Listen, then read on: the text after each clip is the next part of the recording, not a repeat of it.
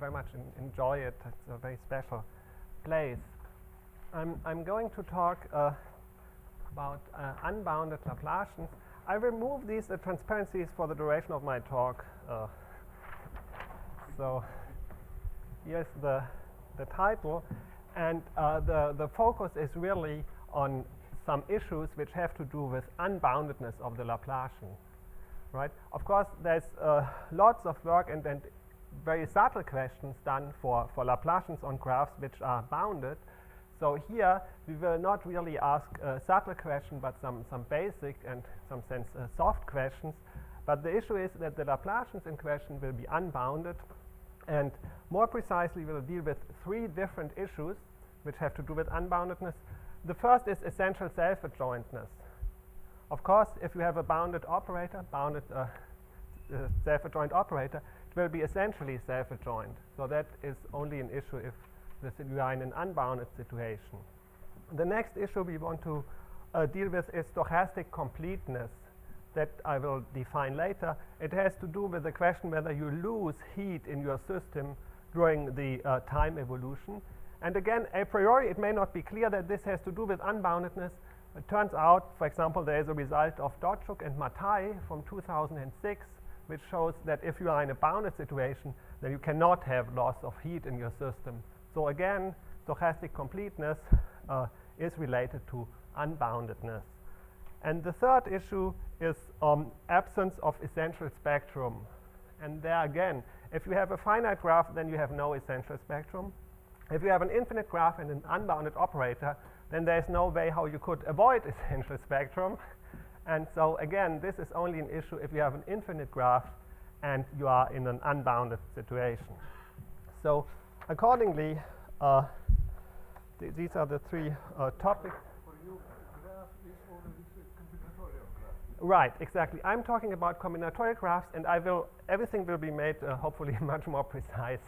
So this is just an overview. Right, it's about combinatorial graphs.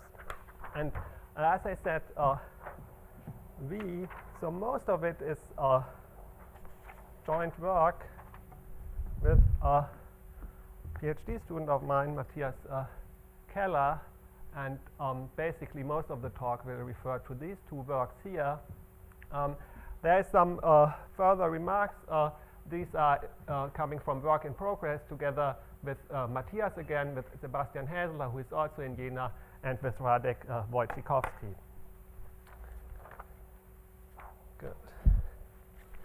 So let me put up the basic plan. So the basic plan of the talk is, it will be basically a talk on the blackboard.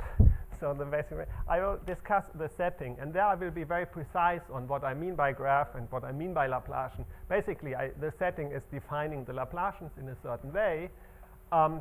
Then, while our focus is to deal with unbounded situation, it might be good to have a picture of what it means to have a bounded situation, so we can characterize essentially as known characterization of boundedness of the corresponding Laplacians. Then we will deal with essential self-adjointness and give a criteria for these Laplacians to be essentially self-adjoint.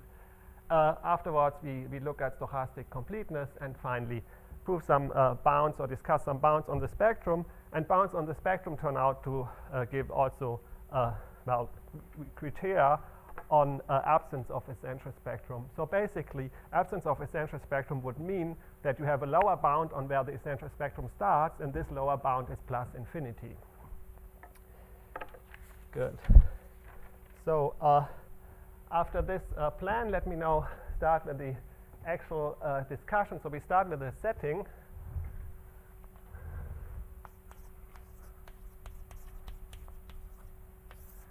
And here our situation is as follows. We look at a discrete measure space. So we are given a countable set V. V is countable. So it may or may not be infinite. And there is a measure on V. So we have a map from V to the non-negative numbers. And we actually assume that it is a map to the positive numbers. So this is the basic two ingredients of our approach. We are given a discrete set V, and we are given a measure which sees all points of V, right? So of course, if the measure were not to see a certain point of V, we would just remove it. So it's no restriction to assume that V actually maps into the positive numbers. And then we will say a graph on this Vm consists actually on being given some edges with some weights and given some potential. So we say BC is called a graph on Vm if the following holds.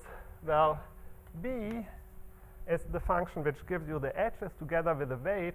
So B is a map from V cross V to 0, infinity, and it has three properties. Well, one is it's symmetric. So B of x, y is B of y, x.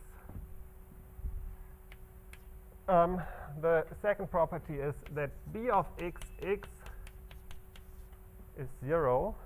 So you can also say you define B only on the off diagonal.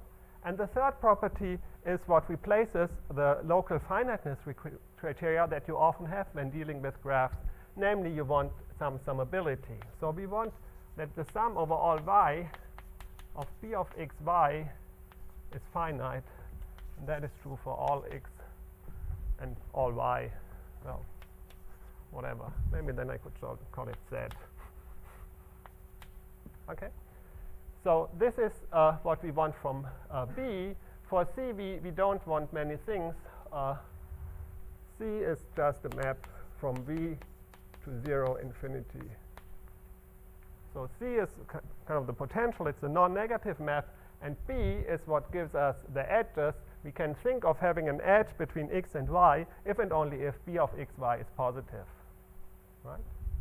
And so there are two examples to keep in mind. So example,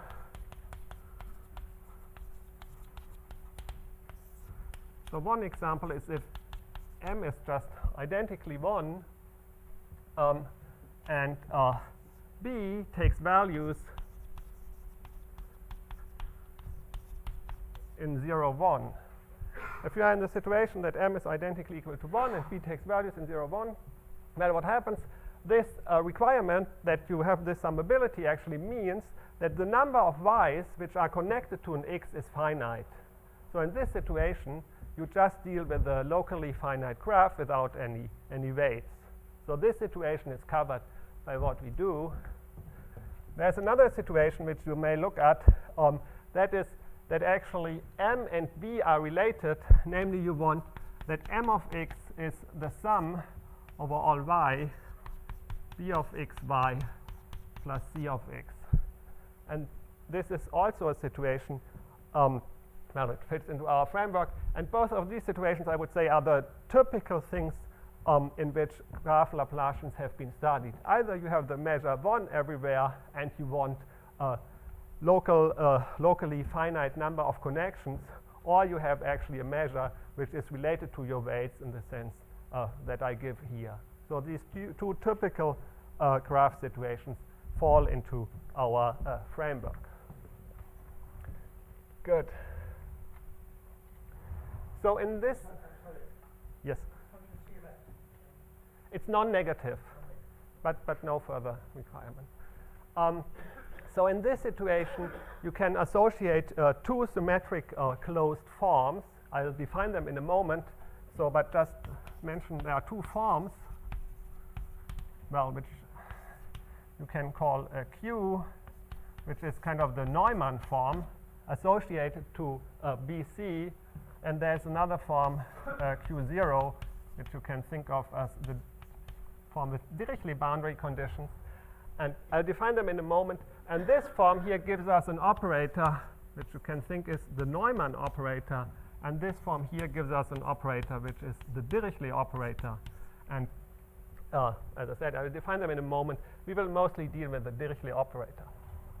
So how do we define these forms? Well, I give you a domain of definition and a rule. So the domain of definition will be just those u in L2 of Vm with the property that a certain sum is finite, and the sum is just q of uu. So let me write it down. It's 1/2 the sum over all x and y, b of x y, u of x minus u of y square. So that takes care of the b's, plus the sum over all x of c of x, u of x square, and that should be finite. Sorry about that. And then, I say q of uv.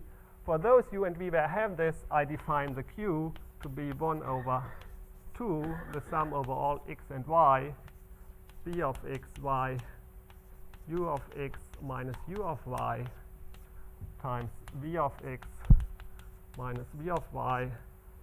So we can do this in a real Hilbert space or in a complex one. If we have a complex one, we would have to take complex conjugates, plus sum over x, c of x, u of x, v of x bar.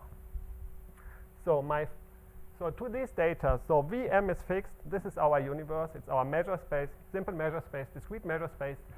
Now to each pair BC with these properties, we can associate the form Q, which is given by this. And then we think of it as kind of the form with Neumann boundary conditions. And we can now come to a form with Dirichlet boundary conditions by restricting this form to the function with finite support. So we say Q0, that we get by taking Q, restricting it to the function with finite support, and taking the closure in the form norm. Right? So we have a Q, which is just the usual norm plus Q of uu. And if I take Q, restrict it to the function with finite support, and then close it with respect to this norm, I get another form which I call Q0. Okay, so that is a very general framework. Why should one look at it? Well, there's the following fact. These forms Q0 are exactly the regular Dirichlet forms on Vm. So forms Q0 are the regular Dirichlet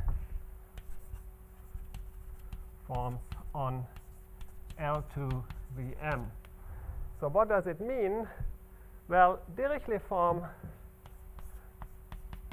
of course, came up here already a number of times, in particular in Teplayev's talk yesterday. It means that the associated semigroup, so you have this Q0, there is an operator associated to it, which we call L, and so the operator is non-negative. So e to the minus TL has two properties, and namely, it is positivity preserving, meaning if I put in a non-negative function, I get out a non-negative function. So positivity preserving, so f bigger than 0, e to the minus TLF.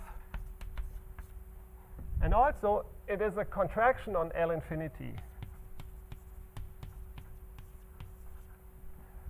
And so if I look at all forms, and regular would mean that the functions with finite support are dense in the form domain.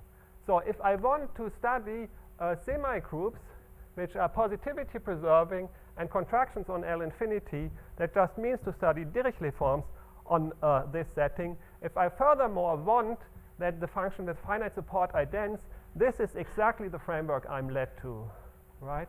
So in this way, we have not only kind of generalized these two usual situations, we are in a proper framework, we are in the framework of regular Dirichlet forms. And I could say that these two properties mean that there is a stochastic process, a Markov process behind this. So these two properties of the semigroup are just another way of phrasing the fact that there is a Markov process behind this situation. Okay, so now we have kind of justified why we look at this situation. The working with forms, of course, is very nice, but it's also very inexplicit. I mean, there are abstract results which tell us, okay, we have a closed form, it's a Dirichlet form, there is an operator, the semigroup has some properties. Would be nice to know how the operator acts. Would also be nice to know what the domain of definition is. This, of course, as usual with forms, is quite a subtle issue. We'll first deal with the question how the operator acts. And there is a formal operator, so formal operator, which I call L tilde, and I look at the set F tilde, which is the set of all functions from B to C, with the property that the sum over bxy u of y is finite for all x. So I look at the set of all functions, no L2 condition, no condition, just functions with the property that the sum over bxy u of y is finite.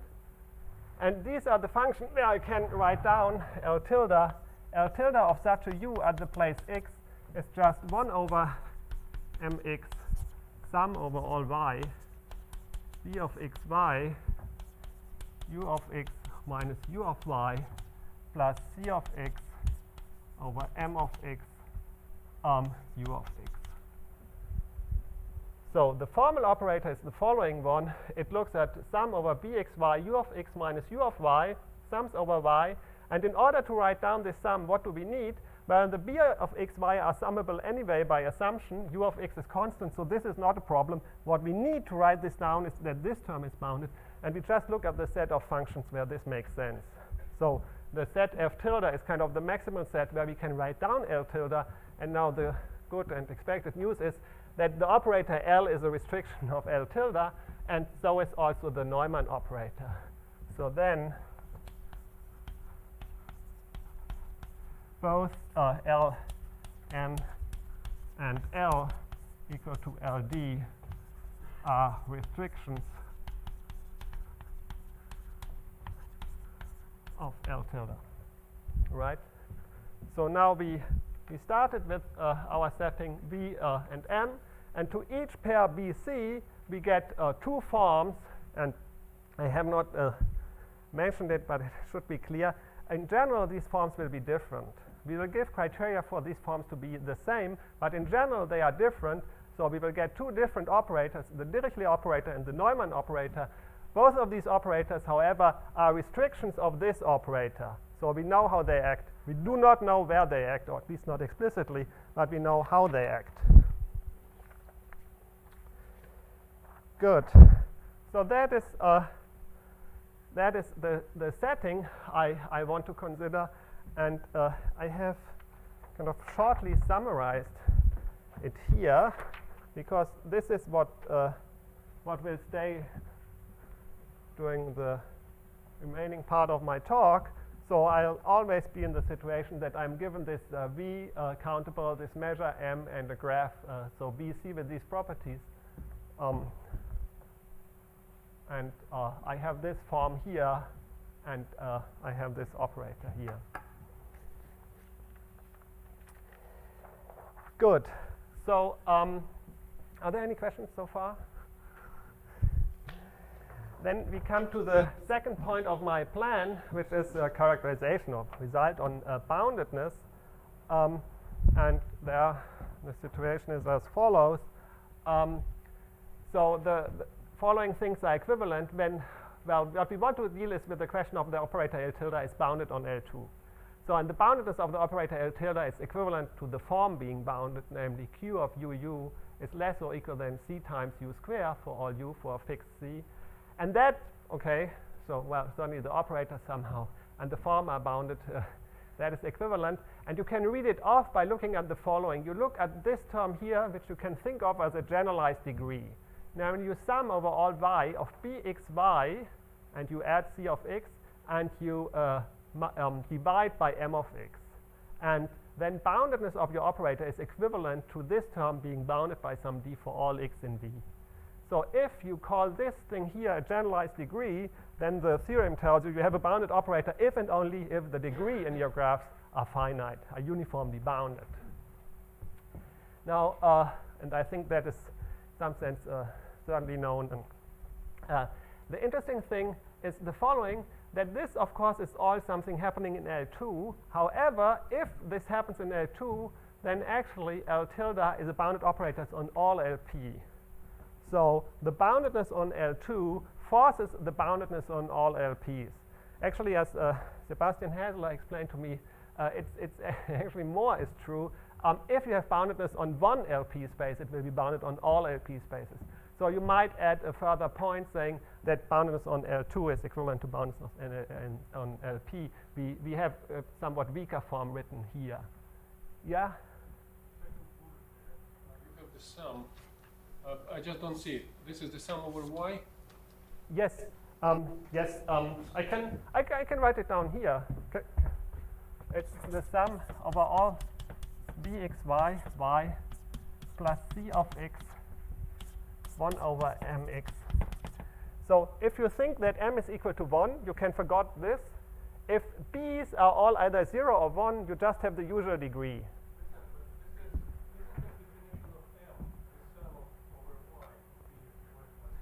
No. So there are two standard examples one can keep in mind. So one is the example where m is identically to 1 and b takes value in 0, 1. So that is often studied.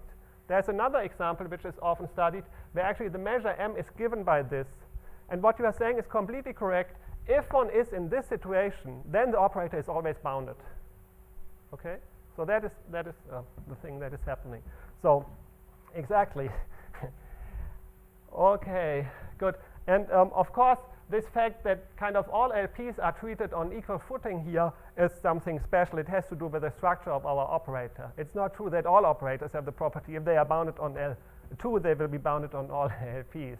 But for these operators, it is true. Okay, good.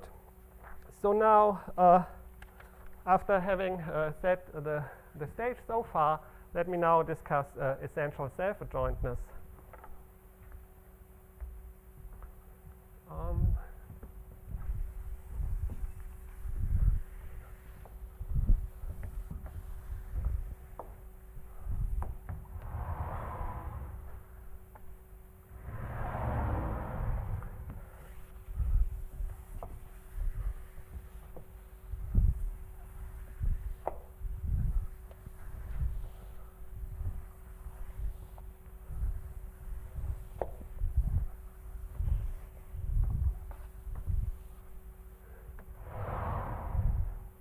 So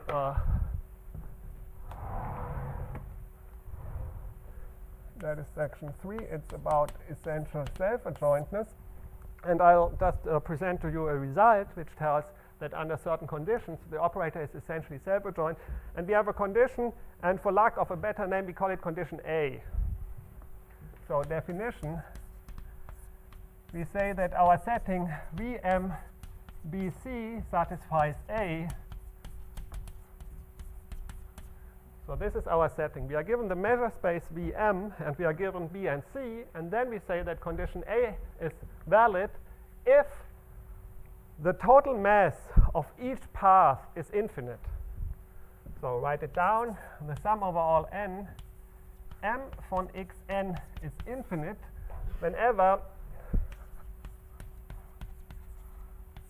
xn are vertices with the property that b of xn plus 1 is bigger than 0. So we are given all these points, and we can now draw connections between 2 points if b of xy is bigger than 0. Right? So b of xy is bigger than 0. This is the points we would connect.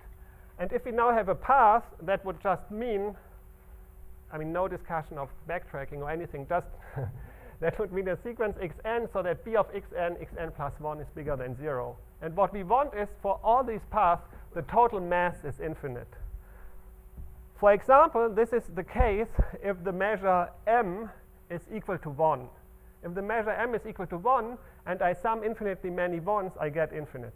So this condition is always satisfied in this example. So all works dealing with this example are completely covered there.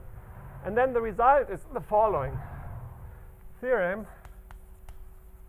So that is what we proved with Matthias. Assume A. And if we assume A, then we can actually say something about our operator L. Namely, L is the maximal operator associated to L tilde.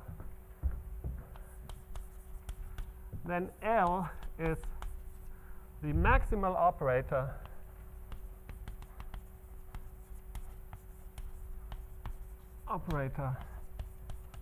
associated to L tilde. So what does it mean? It means that the domain of definition of L is the set of all u in L2 with the property that L tilde of u also belongs to L2. Right? I mean, if L is a restriction of L tilde, the best thing we can hope for is that actually all u's where L tilde of u makes sense belong to our domain of definition. And if A is satisfied, then really that's what is happening. The L is this, and L of u is L tilde of u. Also, I should like to mention that if A is not satisfied, this will in general not be true. So I'm not saying that this is a characterization, but some form of condition is necessary. Yes? Are you assuming all the x and are distinct? Well, I'm assuming that in my sum, each term is counted. No. So I'm not. Assume that the x and are distinct. If they are not distinct, I would still, in the sum, I would have to, I mean, whenever they appear, I would have to sum them. But yeah, but you can assume that they are distinct. That's, okay, so if we assume A, which for example is the case if the measure m is equal to 1, then we can identify the domain of definition of our operator. It's the maximal domain. And so two remarks. One is A or some form of A is necessary. So if we don't assume n, we have counterexamples. So this is not something that is true always. And also, remark, I'll not elaborate on this, but if we have a Dirichlet form, we actually have a semigroup on all LPs. So actually we have generators on all LPs. And it turns out that under condition L, the L tildes on the LPs with the possible, are all given by the maximal operators. So same true for generators of e to the minus TL on LP. Okay. So put this in. Yes, P smaller than. Okay. Okay, so we So that brings us very close to essential self-adjointness. In our setting, even if this is true, it is not necessarily true that the function with finite support belong to the domain of definition of our operator. But if they do, we are in an essentially self-adjoint situation. So if we assume A and the fact that L tilde of CC is contained in L2. So if CC, the function with finite support, have the property that by L tilde they are mapped to L2, so they belong to the domain of definition, then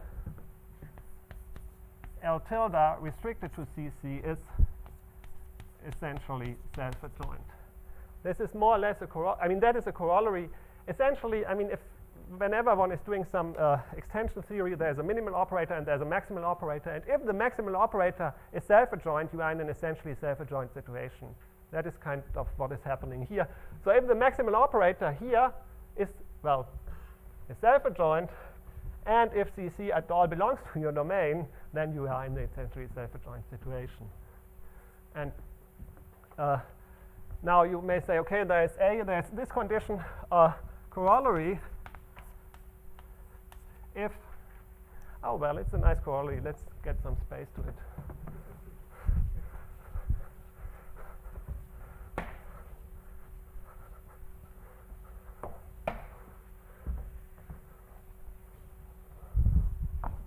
So corollary, if the infimum of the mx over all x and v is bigger than 0, so if your measure is bounded away from 0, then L tilde restricted to CC is essentially self-adjoint. So why? Well, if we have that the measure is bounded away from 0, then certainly A holds, and you can also, you have to do a little bit, you can see that this holds. And so this result actually generalizes quite a few of the results which were proven earlier. It also generalized quite a few of the results proven later. So I'll give you some history to this. So this is history of question of essential self-adjointness for this type of thing. And I think one should really say there were two papers. There's a paper of Jorgensen in 2008 which deals with a locally finite situation and m equal to 1. And there's a paper of Radek-Wojcikowski which deals also with a locally finite situation and m equal to 1. Jorgensen allows for measures. Radek waits, Radek doesn't. Still, I think the method of Radek is very much what has been used. Weber has a proof which is very similar to Wojcikowski's proof. Again, locally finite situation. Then Jorgensen and Piers, at the end of last year, they proved essentially a result of this year for the case m equal to 1. And there is a very recent result of Torki Hamza, which also proves this year for the case m equal to 1. The results here are of the form that you have a condition on your measure space giving you that all Laplacians are essentially self-adjoint. You can, of course, now ask different questions. You can start with the Laplacian, which is, say, essentially self-adjoint, and ask what types of perturbations are allowed and keep essential self-adjointness. Or what you can also ask is the question whether you can think of as the adjacency matrix is essentially self-adjoint. That is a special perturbation of our Laplacian where you kind of subtract the diagonal. And this question also has recently attracted attention. There are some results, there are recent results of Colin de Verdier, Torki Hamza, and Trück from, I think, 2 weeks ago, or at least 2 weeks ago, they appeared on the web. There's results of Golenya and Schumacher, some other results of Golenya. So there is some relation, but it's not clear. I mean, they are neither contained nor contain what we do. Okay, so this is what I wanted to say for essential self-adjointness. So we have some understanding of essential self-adjointness. We need somehow that the measure is big on path.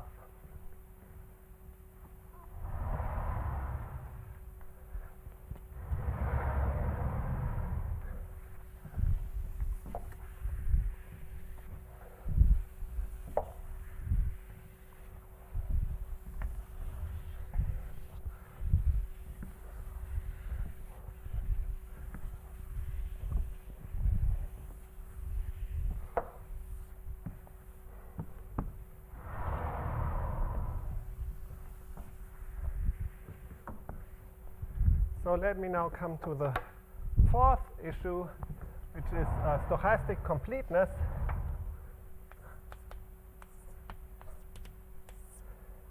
Or sometimes it's also called the system is conservative. So and if C is 0, so the killing term is 0, what you study is whether e to the minus TL applied to the constant function 1, so that would be a solution to the heat equation with the initial condition 1, whether this actually is identically equal to 1, then you say your system is stochastically complete, or whether this is not the case. In this section, I will assume that my graph is connected. So I will assume that there's a path from each point to each other point. Under these conditions, the counter event to this here is that e to the minus TL1 of x is smaller than 1 for all t bigger than 0 and all x in V. So we assume connectedness. If things are connected, then either everything is 1 or it fails to be 1 in all points for all times which are bigger than 0. Okay, so you say your system is stochastically complete, meaning you don't lose heat, don't lose energy or whatever you diffuse, and stochastically incomplete if this here happens. Now, can also look at the situation that C is not identically 0. Then actually you lose something. This is kind of what is happening is that if you think about a particle jumping around, it would be killed with a certain probability in the points where C is not 0. So then e to the minus TL of 1 is actually smaller than 1. So in our framework, what we want to do is we want to understand it, and we also actually include this case. So and in order to avoid this, we actually look at a bit different quantity. So we replace e to the minus TL of 1 by the quantity mt of x, which is e to the minus TL 1 of x plus the integral from 0 to t e to the minus SL c divided by m at x ds. Okay, so what is happening here? So I introduce a new function on v. mt of x goes as follows. I apply the semi-group to the constant function 1. I evaluate it at x. And then I do the following integral. I apply the semi-group to c over m. I evaluate at x, and I integrate from 0 to t. A priori, it is not clear that these terms make sense. In particular, c can be unbounded. However, it turns out that mt is differentiable in t, and it lies between 0 and 1. And one can think about the terms as follows. So this here is kind of the heat which has been killed in our system up to time t. Heat killed up to time t. And this here is heat in which we still have. So if we sum these two, we either get 1, or if we don't get 1, this is due to the fact that there has some heat left outside of our system, right? So if C is equal to 0, then this term vanishes. If C is not equal to 0, what we see here is the heat which is in our system and the heat which has been killed. If it is not 1, this is due to the fact that things have been run away. And then the theorem which we have is the following equivalent. So one is mt of x is smaller than 1 for some or all t bigger than 0 and x in v.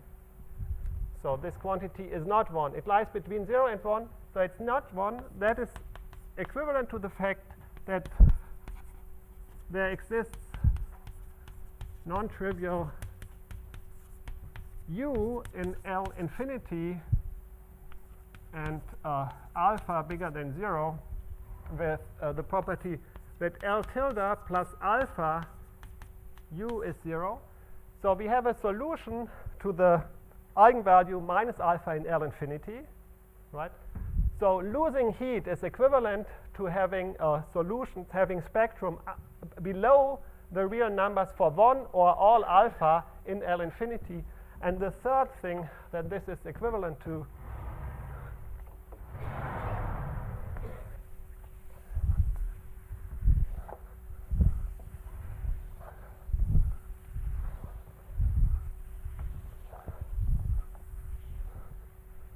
is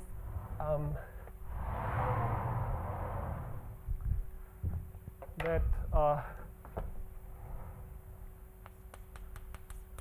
exists a non-trivial bounded solution to the heat equation d dt phi plus L tilde phi is equal to 0, and phi at the time 0 is identically 0. So the following three things are equivalent. Well, we lose heat in our system for 1 or all times and 1 or all places, or we do have a point spectrum below 0 in L infinity, Or we have these solutions, bounded non-trivial solutions to the heat equation, which kind of arise out of nothing.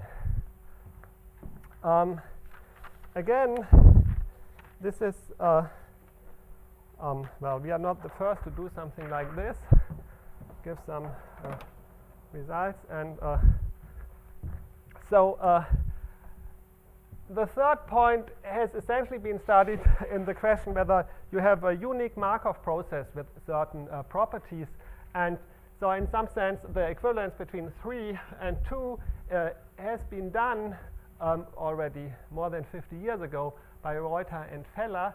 It was recently done in this framework by Wojciechowski in the situation where m is equal to 1 and you have a locally finite graph, and then we did it in this situation.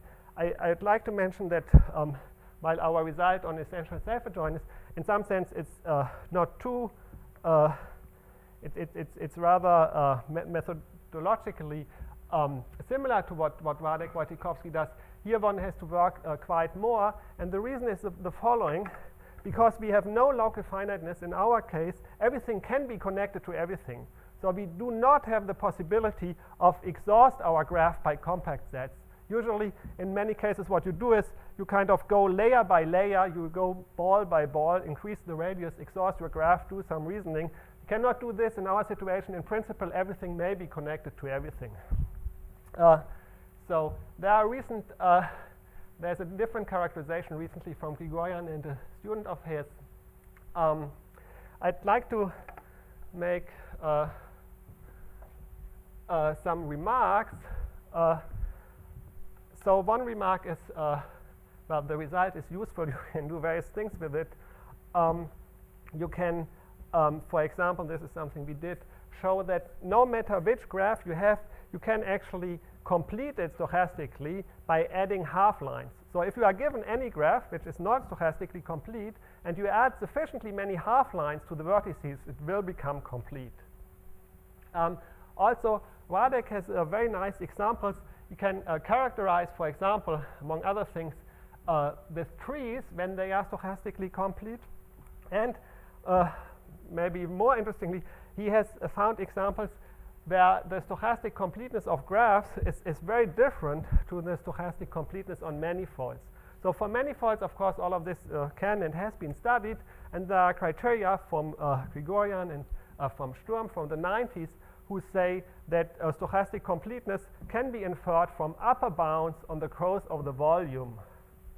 Roughly speaking, if the growth of the volume is less than e to the r squared, where r is the ball you study, then you will have stochastic completeness. What Radek shows is that for graphs, this is not the case. Even if you only have polynomially growth in the volume, you can already have failure of stochastic completeness. And this, I think, is a very interesting phenomenon. It either means that graphs are very different from manifolds, or it means that the metric that has been considered there is not the right one. And I think both perspectives are taken and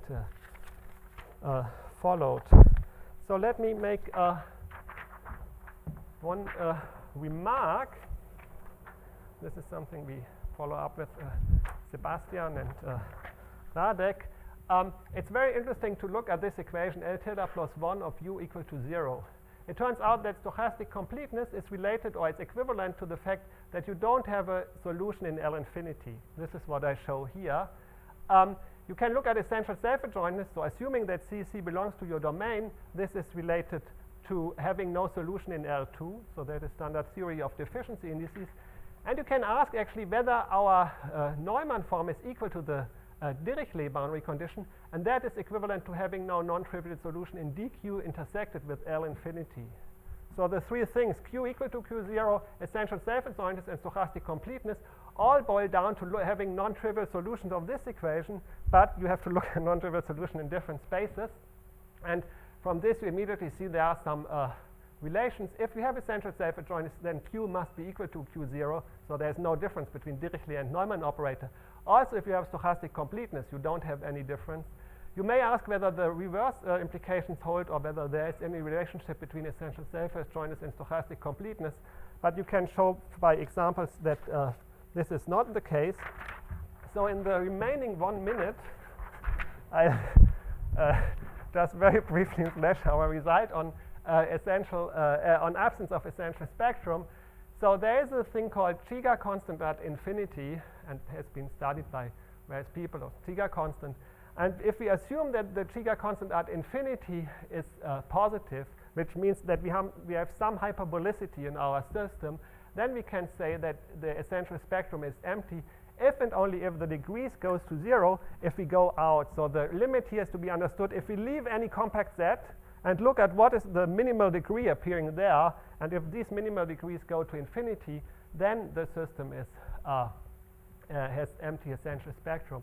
And I think so the result, generalize the result of Matthias from earlier. It is related to a result of Fujiwara, who does something for bounded operators. And you can also understand it as an analog of a result of Donnelly and Lee for manifolds. They have a result for manifolds saying that you have empty essential spectrum if the curvature goes to a minus infinity. Now what we have here is in some sense a curvature condition. So we have some hyperbolicity, that is the Giga constant being positive, and we have something going to infinity. So one way of understanding it is as saying this is an analog to this result of Donnelly and Lee. Anyway, thank you for your attention.